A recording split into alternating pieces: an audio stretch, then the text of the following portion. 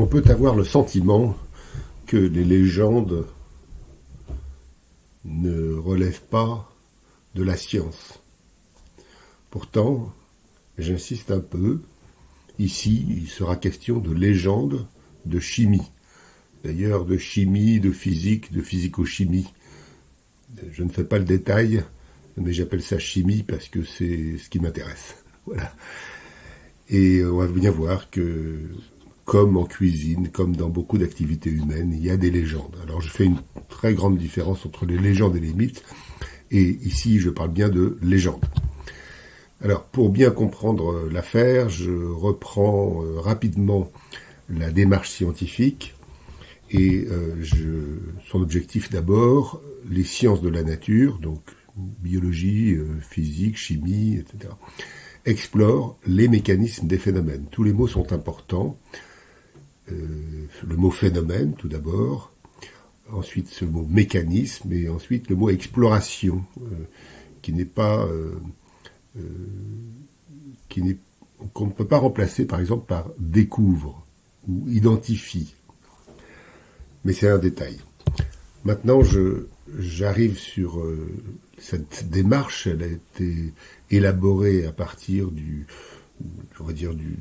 XVIe siècle, et les principaux personnages sont Francis Bacon, qui n'était pas ce que nous nommerions un scientifique aujourd'hui, mais un philosophe de la nature qui a, sans pratiquer cette science de la nature, a dit qu'il fallait tout mesurer.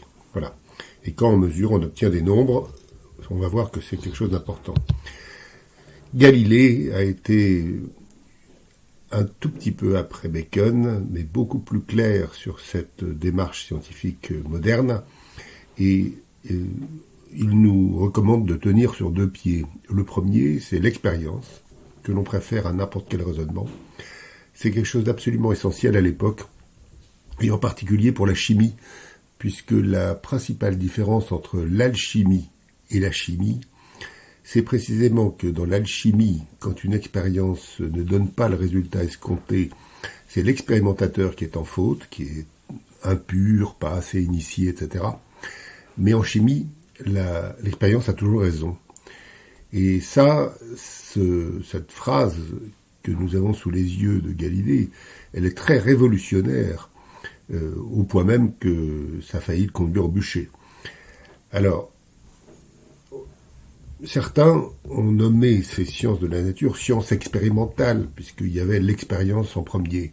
C'est oublié un peu vite Bacon d'un côté, et d'autre part Galilée lui-même, qui nous dit que le second pied sur lequel les sciences modernes tiennent, c'est le calcul.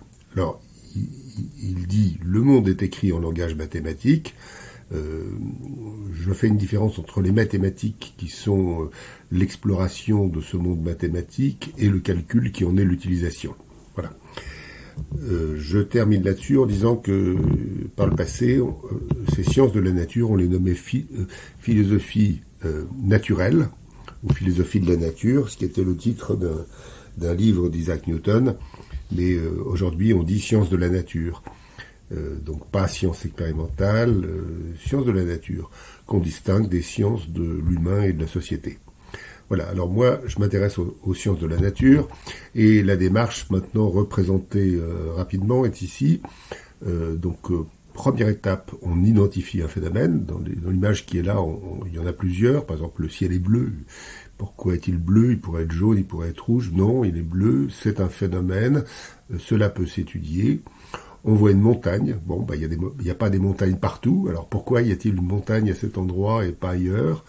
On voit des neiges à partir d'une certaine altitude. Pourquoi des neiges à partir d'une certaine altitude? On voit de la végétation qui est plutôt verte. Enfin, on voit mille choses. Donc il y a des phénomènes partout autour de nous, et les sciences de la nature, donc on explore les mécanismes. Alors, immédiatement, dès que nous avons identifié un phénomène, on le quantifie, on le caractérise quantitativement, on le mesure, et on obtient donc toute une série de nombres. Comme ces nombres ne disent rien des mécanismes, enfin pas directement en tout cas, on les regroupe en équations. Alors, il y a un terme que l'on entend parfois, ça s'appelle ajustement. Ajustement, ça ne veut pas dire qu'on va trafiquer les nombres pour les faire s'aligner, mais on va plutôt chercher des ordonnancements, c'est-à-dire des équations entre ces nombres. Voilà, c'est l'étape numéro 3. Et puis, ensuite, on regroupe des équations avec des notions nouvelles, avec des idées nouvelles en théorie. D'ailleurs, le mot théorie veut dire toute une série de. Et puis, une théorie, elle est toujours insuffisante. De la même façon qu'un modèle réduit d'avion n'est pas un avion, une théorie n'est pas la réalité. Et par conséquent, on ne peut pas démontrer scientifiquement une théorie. L'expression démontrer scientifiquement me semble complètement absurde. On peut simplement chercher une prévision théorique que l'on pourra tester expérimentalement, c'est le numéro 5, et ensuite faire l'expérience pour tester cette prévision. Et on espère que la prévision sera réfutée, de sorte que l'on puisse reprendre le travail avec un nouveau cycle qui démontre que les sciences de la nature n'auront jamais de fin. Notre description s'affinera, se transformera progressivement. Voilà pour les sciences de la nature et leur démarche. J'insiste un tout petit peu sur la différence entre démarche et méthode. Le mot méthode signifie choix d'un chemin. Or ici, c'est pas le choix d'un chemin qu'on fait, c'est bien le chemin lui-même. D'ailleurs, j'ai fait une toute petite approximation en parlant d'étape. J'aurais mieux fait parler de l'étape, c'est l'endroit qu'on arrive après un segment de chemin. Donc on aurait dû parler de segment de chemin. Bon, alors maintenant, arrivons à ces légendes que j'avais annoncées. La première concerne Antoine Laurent de Lavoisier, extraordinaire chimiste, génial chimiste, créateur de la chimie moderne, qui fut guillotiné à la Révolution française. C'était un personnage, je l'ai dit, extraordinaire, mais je le redis, exceptionnel. Enfin, il faut lire ses textes pour s'apercevoir de son intelligence inouïe. Ce qu'on sait mal, c'est que Lavoisier a étudié le bouillon de viande. Alors, il étudiait le bouillon de viande parce que il avait été sollicité, en quelque sorte mandaté par le ministère de la Marine pour savoir combien on devait donner de viande aux hôpitaux de Paris pour faire les bouillons étant utilisés pour la nourriture des convalescents, comme on disait. Voilà. Et alors, dans son article, Lavoisier, c'est un article expérimental qui relate des travaux expérimentaux, montre donc qu'il y aurait une proportion convenable pour faire du bouillon, 2 parties d'eau et 1 de viande. Il y aurait un rapport exact entre la quantité de gélatine dans le bouillon et sa densité. Et puis 3, on obtiendrait plus d'une même viande si on fait bouillir à grande eau. Alors, ces trois résultats essentiels sont discutables. Par exemple, on peut faire des bouillons avec autre chose que 2 parties d'eau et 1 de viande. Qu'est-ce que veut dire convenable? Est-ce que c'est convenable pour Lavoisier, convenable pour un groupe de personnes? Voilà un adjectif qui aurait mérité plus de discussion. Bon. En revanche, le numéro 2, un rapport exact entre la quantité de gélatine, disons, et la densité du bouillon, ça c'est un apport de Lavoisier tout à fait extraordinaire. Ça a été oublié d'ailleurs, et la longue histoire de l'étude scientifique du bouillon a pâti du fait qu'on n'a pas assez considéré cette phrase, Lavoisier n'ayant sans doute pas pu promouvoir ce résultat. Et puis, finalement, il y a cette question, est-ce que c'est vrai qu'en faisant bouillir à grande eau, on extrait plus de matière extractive qu'à petite eau? Voilà ce qui m'avait intéressé dans le temps. Alors, j'ai repris les nombres donnés par Lavoisier, en particulier les densités, c'est dans le tableau du haut, à donner avec 6 décimales. Alors, c'est tout à fait extraordinaire, mais en réalité, Lavoisier n'avait pas 6 décimales. Cela signifie qu'il n'avait pas correctement utilisé la notion de chiffre significatif que nous avons aujourd'hui, mais Mais je le répète, nous l'avons aujourd'hui. De même que Lavoisier n'avait pas la notion de molécule, il y avait des idées scientifiques qu'il n'avait pas et que nous avons aujourd'hui, grâce à des personnages comme lui. Alors, j'ai représenté sur cette figure donc la quantité de gélatine en fonction de la densité. Et effectivement, si on prend les données de Lavoisier, ça s'aligne parfaitement bien. Mais parfaitement au sens strict, c'est-à-dire dans le cartouche, il y a marqué R2 est égal à 1. Ça, c'est la qualité de l'alignement.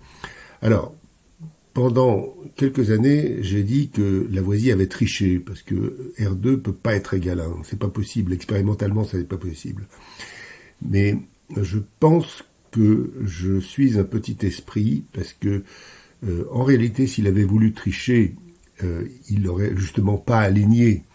Et d'ailleurs, il dit un rapport assez exact. Il dit pas un rapport exact dans son texte.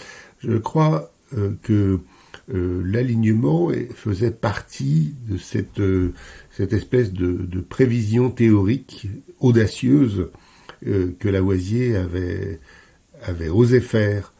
Et finalement, je m'en veux d'avoir pensé qu'il avait triché. Quelqu'un de qualité aurait pas dû dire ça. Et donc, je fais amende honorable aujourd'hui. Voilà. Alors maintenant, j'ai repris les expériences de Lavoisier, je les ai refaites. Je les ai refaites dans des conditions qui sont décrites dans un article publié au compte-rendu de l'Académie des sciences. L'article est évalué, enfin, donc on a tout bien fait, je pense. Et ici, j'affiche la quantité de matière sèche dans le bouillon en fonction du temps. Et une courbe est à grande eau et une courbe est à petite eau. Et effectivement, il y a une différence. Je signale en passant que chaque fois que j'affiche des valeurs expérimentales, elles sont assorties de leur incertitude. Ici, les incertitudes de mesure sont plus petites que la taille des points qui ont servi à la représentation. Et finalement, Lavoisier avait raison. Alors, il avait raison, il avait tort sur d'autres points, mais maintenant on y voit plus clair. Qu'est-ce que c'est cette histoire de bouillon de Lavoisier? Finalement, c'est la mise en œuvre d'une très grande intelligence. Alors, pour Benjamin Franklin maintenant, la question est un peu différente et il faut la raconter telle que l'histoire a eu lieu. Un jour, je reçois un coup de téléphone de Pierre-Gilles de Gennes, prix Nobel de physique, qui était un ami et qui me dit « Hervé, je voudrais refaire l'expérience de Franklin par laquelle il avait déterminé la taille des molécules. Est-ce que tu peux me donner des informations ?» Alors je lui réponds tout d'abord que j'avais fait cette expérience il y a longtemps, quand j'étais enfant, et que j'avais pas obtenu le résultat que l'on m'annonçait. Alors le résultat qu'on annonçait, c'est donc cette légende qui serait que Franklin aurait mis de l'huile sur de l'eau, l'huile se serait étalée et il aurait pu mesurer la taille des molécules avec le diamètre de l'étalement de la goutte d'huile. Alors c'est plausible en quelque sorte parce que on voit bien que quand dans un caniveau il y a eu un peu d'essence qui a été renversée, il y a des espèces de franges colorées et ça dit quelque chose de l'épaisseur de la couche très mince qui se trouve à la surface de l'eau. Et donc la légende aurait voulu que de l'huile, puisque c'est d'huile dont il s'agissait, se serait étalée. Mais c'est quand même étonnant parce que l'huile, ça s'étale pas sur l'eau. L'essence, oui, mais pas l'huile. Bon, bref, j'ai répondu en bredouillant à Pierre-Gilles de Gennes. Je lui ai dit que je regarderais ça. Et puis, Pierre-Gilles est décédé. J'ai pas eu le temps de le faire. Mais quelques temps plus tard, un autre ami, également physicien, Étienne Guyon. Étienne Guyon avait été... donc était physicien, il avait travaillé avec Pierre-Gilles de Gennes, il avait été professeur à l'ESPCI, l'École supérieure de physique et de chimie industrielle de Paris, Il avait été directeur du Palais de la Découverte, il était directeur de l'École normale, c'était un personnage très extraordinaire. Et Étienne Guillon, qui préparait un livre, me téléphone et me pose la même question que celle que m'avait posée Pierre-Gilles Deugène. Alors je lui réponds en lui racontant l'épisode avec Pierre-Gilles Deugène, et puis il me dit oui, mais enfin ça serait bien si tu pouvais m'aider. Bon. Et puis Étienne décède. Enfin bon, non, on était bien triste, mais surtout ça a correspondu au déménagement d'AgroParisTech, du quartier latin vers Palaiseau, le campus de Palaiseau. Et lors du déménagement, il a fallu ranger tous les laboratoires, en particulier les bibliothèques. Et en rangeant la bibliothèque, je suis tombé sur un très vieux livre de physico-chimie, un livre qui datait des années 1910, à une époque où la notion de molécule n'était pas encore très claire. Et dans un chapitre, il était question effectivement de cet étalement de l'huile sur l'eau, sauf que l'auteur parlait d'acide laurique. Et l'acide laurique, c'est pas tout à fait pareil, enfin c'est pas du tout pareil que les triglycérides qui constituent l'huile, enfin en tout cas l'huile de table. Alors, ça m'a intéressé, et il s'est trouvé que, en hommage à Étienne Guillon, en mémoire d'Étienne Guillon, certains de ses élèves ont voulu préparer un numéro spécial du Journal européen de physique et m'ont sollicité pour faire un article. Alors, j'avais pas de travaux correspondant à ceux d'Étienne, mais il y avait cet épisode, et donc je me suis décidé à me relancer. Alors, j'ai refait l'expérience, et cette fois-ci, j'ai vu que pour de l'huile de tournesol, j'obtenais un disque. Alors j'ai les quantités quelque part, donc je le dis rapidement, mais un disque qui faisait à peu près 10 cm de diamètre, alors que pour de l'huile d'olive, j'obtenais plutôt 15 à 20 cm. Mais surtout, j'ai observé qu'avec le temps, la goutte, le disque de l'huile d'olive s'étalait, ce qui est intéressant parce que soit quelque chose s'est évaporé, soit quelque chose est apparu pour provoquer un tel changement. Bref, j'ai décidé de faire le travail et en particulier de faire une recherche bibliographique serrée. Et c'est là où tout a basculé, parce que finalement j'ai trouvé le texte de Benjamin Franklin. Il ne s'agissait pas de mesurer la taille des molécules, et a posteriori on le comprend bien. À l'époque, les molécules n'existaient pas. En 1860, par exemple, quand Louis Pasteur écrit un texte, dans la même phrase, il désigne du même mot des particules, des corpuscules, des molécules et des atomes.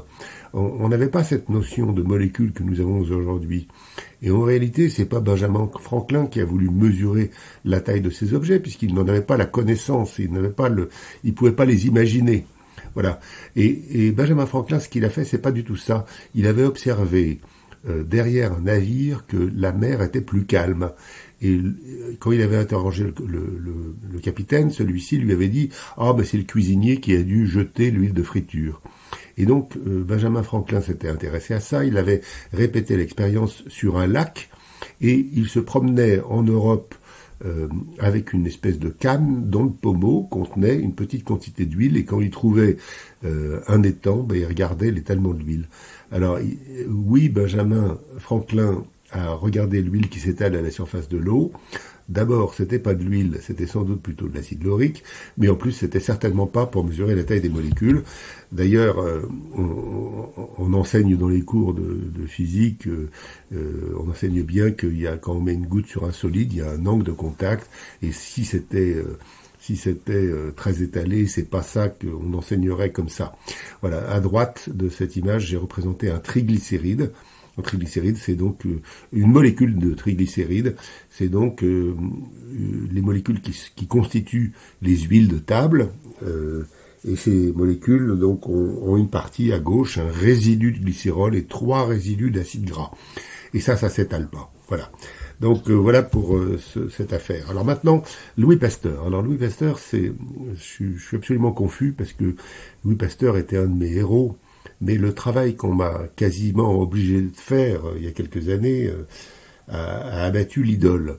Alors, la légende voulait que Louis Pasteur ait commencé sa carrière en séparant des cristaux d'acide tartrique main gauche, enfin disons gauche et droit, ceux qui sont représentés au-dessus, figure 1 et figure 4, ils sont pas superposables, comme une main gauche n'est pas superposable à une main droite. Et donc la légende dit que Pasteur aurait séparé ces cristaux sous le microscope et à la pince. Alors on imagine un laboratoire où quelqu'un est penché pendant de très longues heures en train de séparer ces cristaux sous le microscope. En réalité, donc pour le bicentenaire de la naissance de Pasteur, encore une fois, des amis m'ont demandé de préparer un texte. J'ai regardé la bibliographie de façon très serrée. J'ai lu tous les articles de Louis Pasteur de ses premières publications dans les années 1840 jusqu'en 1880. Je me suis aperçu qu'il avait une capacité de synthèse extraordinaire, qu'il écrivait très bien, de façon un peu empoulée, très répétitive. C'est-à-dire d'un texte sur l'autre, on retrouve des parties tout entières. Mais c'est bien fait, c'est intelligent, tout va bien. La seule chose, c'est qu'au début, ce travail sur l'acide tartrique, c'est pas du tout l'histoire, enfin, c'est pas du tout la légende qu'on raconte. En réalité, ces cristaux, qui avaient été préparés par Auguste Laurent, professeur de chimie à Bordeaux, qui était en visite sabbatique chez Ballard, à Paris, Auguste Laurent avait préparé. Et ces cristaux faisaient plusieurs centimètres de long. Donc, aucun besoin d'un microscope pour les séparer. La pince, de toute façon, dans tous les chimistes, quand on manipule des produits, on utilise une pince. Donc la légende est assez bizarre. Elle a été forgée par Pasteur avec l'aide de son gendre, qui était un écrivain. Mais en réalité, il n'y avait donc pas besoin de faire ça. Ce qui est plus grave, c'est que Pasteur avait reconnu ces cristaux à l'aide de deux techniques qui sont la goniométrie et la polarimétrie, qui lui avait été enseigné par Auguste Laurent. Alors l'histoire exacte, c'est que Ballard était le grand professeur de chimie, Auguste Laurent était en visite sabbatique détaché de l'université de Bordeaux, il était donc dans le laboratoire de Ballard, il maîtrisait parfaitement la polarimétrie, c'est-à-dire on mesure une rotation de la lumière polarisée, et d'autre part la goniométrie, c'est-à-dire on mesure les angles des facettes des cristaux. Et il y avait un jeune homme, un étudiant qui était là, qui venait de finir ses études à l'école normale, et il lui a enseigné ces deux techniques, il lui a donné des cristaux pour le faire. Et ce qui est tout à fait anormal, c'est tout à fait malhonnête, on va dire, c'est que Pasteur ait publié tout seul cet article, sans citer Auguste Laurent. Quelques temps avant la publication, il écrit à un de ses amis que Auguste Laurent est merveilleux, qu'il lui enseigne tout, que c'est un bonhomme extraordinaire, et ensuite, plus un mot sur Auguste Laurent. Sauf après la mort de celui-ci, mais quand Pasteur s'était déjà fait un nom, qui était déjà à l'Académie des sciences, etc. Et alors, ce qui est plus grave, c'est que Auguste Laurent a fait une réclamation à l'Académie des sciences, et sa réclamation a été publiée dans les comptes rendus de l'Académie des sciences, mais enfin, Pasteur était lancé, et il a continué sur cette lancée de ce qu'on appelle la stéréochimie, c'est-à-dire que le fait qu'il y ait des cristaux main gauche et main droite, pour dire simplement, il y a eu une immense légende qui s'est créée autour de ça, et puis quelques années après, Pasteur, qui n'obtenait rien de plus dans cette direction scientifique, a viré à la microbiologie, et là, il a fait une grande carrière. Donc là, je suis désolé de dire que Pasteur n'a pas un beau rôle, il n'a pas bien commencé. Passons à deux pharmaciens, Caventou et Pelletier, alors qui étaient à Paris. La faculté de pharmacie contient encore dans son musée des échantillons préparés par ces deux personnes, et ils ont fait un travail intéressant à propos de ce que les cuisiniers nomment verre d'épinard. Le verre d'épinard, c'est on prend des épinards, on les broie, on les met dans un linge, on presse, on récupère un jus, et ce jus, on le met dans une casserole et on chauffe doucement. Et on obtient donc une espèce d'écume très verte d'un vert printanier que l'on recueille et qui va servir à colorer en vert des sauces et diverses préparations. C'est le verre d'épinard. Alors, Caventou et Pelletier s'intéressent à ça. Et ils sont honnêtes, c'est-à-dire qu'ils disent « nous n'avons aucun droit pour nommer une substance connue depuis longtemps ». Voilà. Et ils donnent quand même le nom de chlorophylle. Alors, la feuille verte, en quelque sorte, étymologiquement, mais l'intérêt d'avoir donné un nom qui soit pas verre d'épinard, c'est que précisément on peut faire du verre d'épinard, mais on peut faire aussi du verre de poireau, on peut faire du verre de persil, on peut faire... Et eux, ils inscrivent l'objet dans le champ scientifique, dans le champ de la chimie, grâce à ce mot chlorophylle. Alors, très vite, on découvre que la chlorophylle, c'est pas quelque chose de constant, c'est pas une matière constante, donc ça n'existe pas en quelque sorte. Et en particulier avec la chromatographie, on voit que ce verre d'épinard ou cette chlorophylle initiale est en réalité faite de nombreux composés qui donnent des couleurs différentes. Alors à droite, par exemple, on a broyé du verre d'épinard, on l'a mis en bas d'une sorte de papier filtre, et puis on a plongé les pieds du papier filtre dans un solvant qui monte par capillarité et qui entraîne la matière déposée, mais les molécules se séparent progressivement parce qu'elles ont des tailles différentes, des charges électriques différentes, etc. Et donc on voit d'abord, en partant du bas, donc des taches jaunes ou oranges. Ce sont des pigments de la famille des caroténoïdes, comme le carotène, le bêta-carotène de la carotte. Et puis ensuite, il y a des pigments verts, c'est les chlorophylles. Et puis en haut, il y a des dégradés des chlorophylles, c'est les phéophytines. Alors aujourd'hui, quelqu'un qui parlerait de la chlorophylle, ça n'a plus de sens. On peut parler des chlorophylles, et l'Union internationale de chimie a donc décidé de garder le mot chlorophylle, mais pour toute une famille de composés différents. Alors il y a des chlorophylles A, des chlorophylles A', des chlorophylles B, des chlorophylles B', etc., etc. Et donc il n'y a pas la chlorophylle. Donc alors, est-ce qu'il y a une légende en chimie, stricto sensu? Non, mais il reste des gens qui parlent de la chlorophylle, même dans le champ scientifique. Donc, voilà la rectification. Même histoire pour la lécithine. Alors, elle a été découverte, le mot lécithine a été introduit par Théodore Goblet, qui avait extrait une matière phosphorée du jaune d'œuf. Bon. Donc, il devait fractionner le jaune d'œuf, puis il avait récupéré une matière où il avait trouvé du phosphore. Mais quelques années après, Goblet lui-même avait observé que, comme pour la chlorophylle, il y avait des composés différents. Et donc, aujourd'hui, la lécithine, ça n'existe pas. Alors, ça n'existe pas, mais le monde industriel dit à peu près n'importe quoi à propos de lécithine. Alors, pour certains, ça serait un mélange composé de lipides polaires et de triglycérides. Les triglycérides, on en a déjà parlé, c'est les composés qui forment, par exemple, les huiles de tournesol, d'olive, etc. Bon. Une autre définition, des lipides contenant du phosphore. C'est pas la même chose quand même, parce que les triglycérides, ça contient pas de phosphore.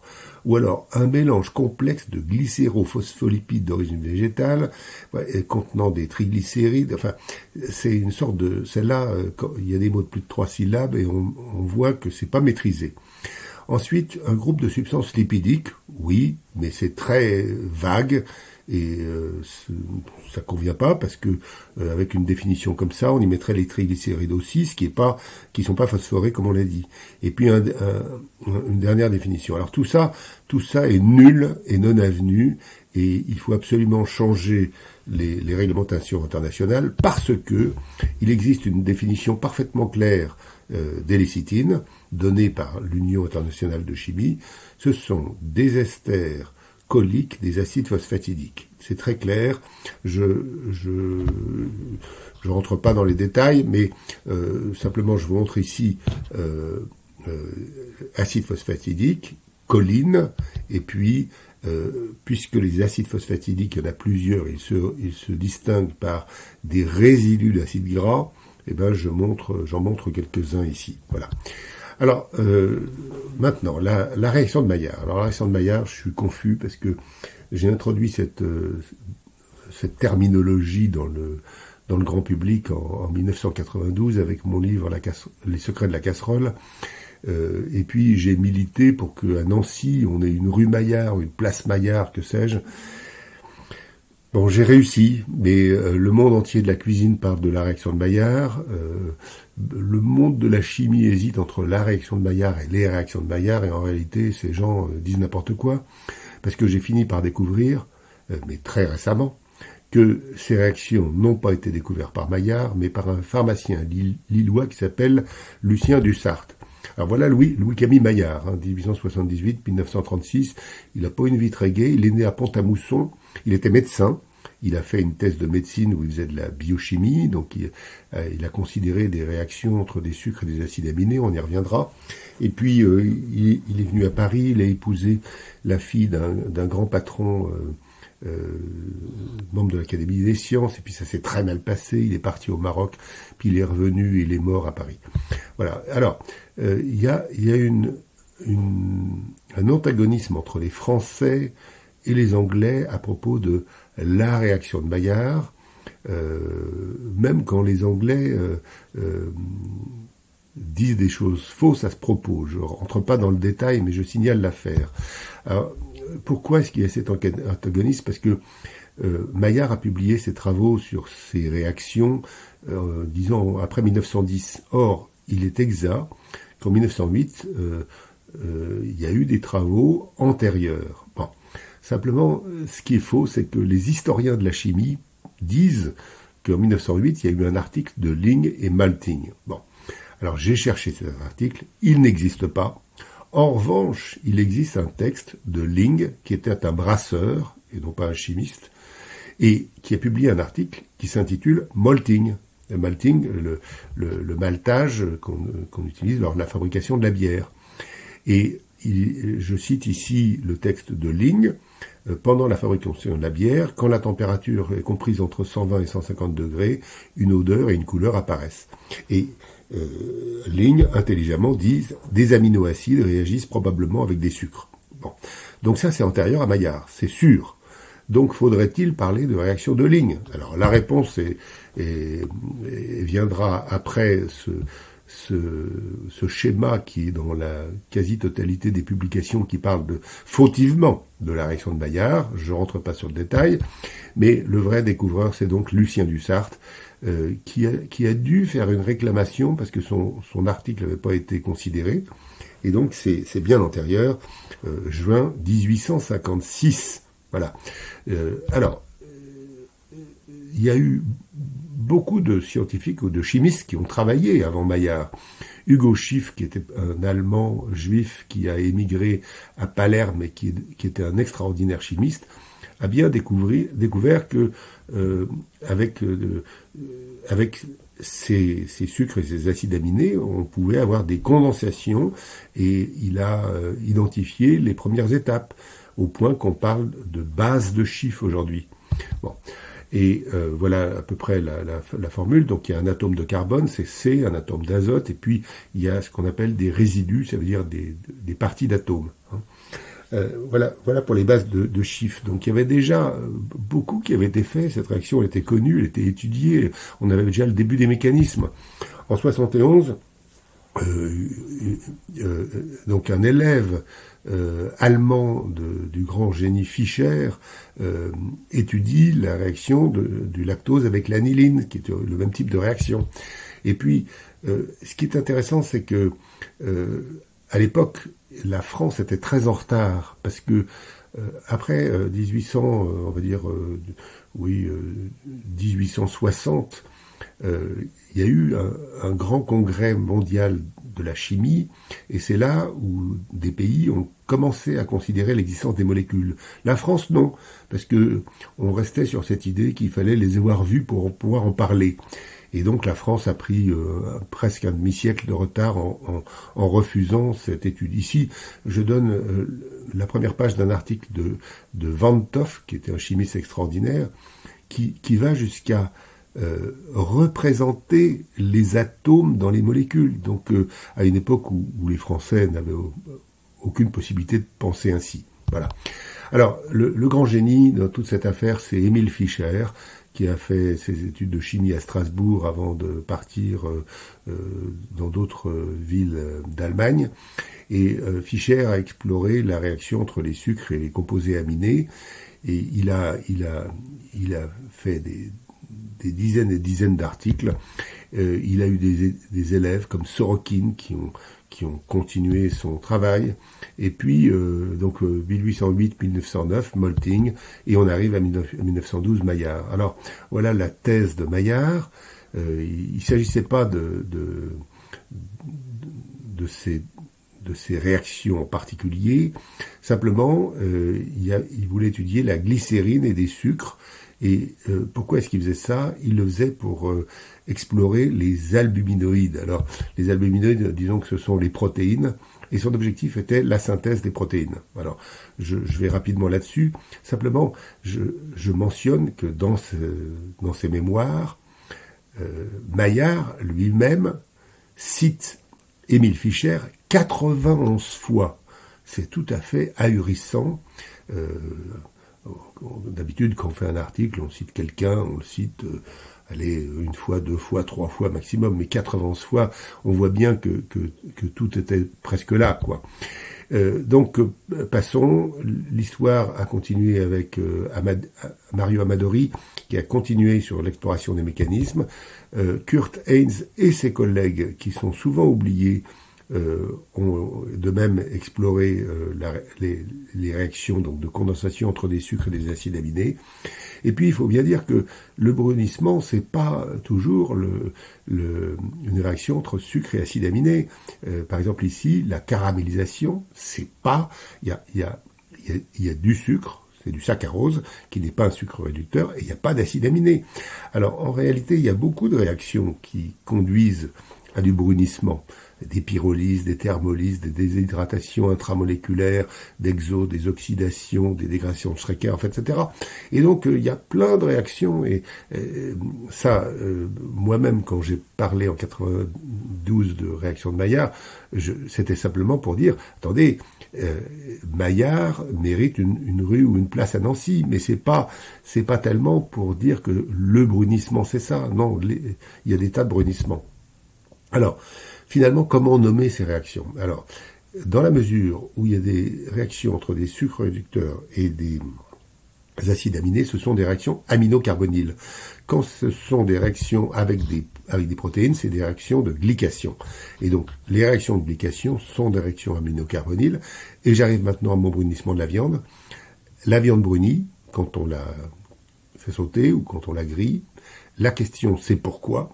Alors, il y a toutes les réactions précédentes, sans doute, qui ont lieu en même temps, mais en particulier, pour les réactions aminocarbonyles, celles qu'on appelait fautivement Maillard, de combien de brins sont-elles responsables? Alors, cette question n'a pas de réponse aujourd'hui, et elle a été mise au concours par l'Académie d'agriculture de France, qui remettra un prix à celle ou celui qui trouveront la réponse.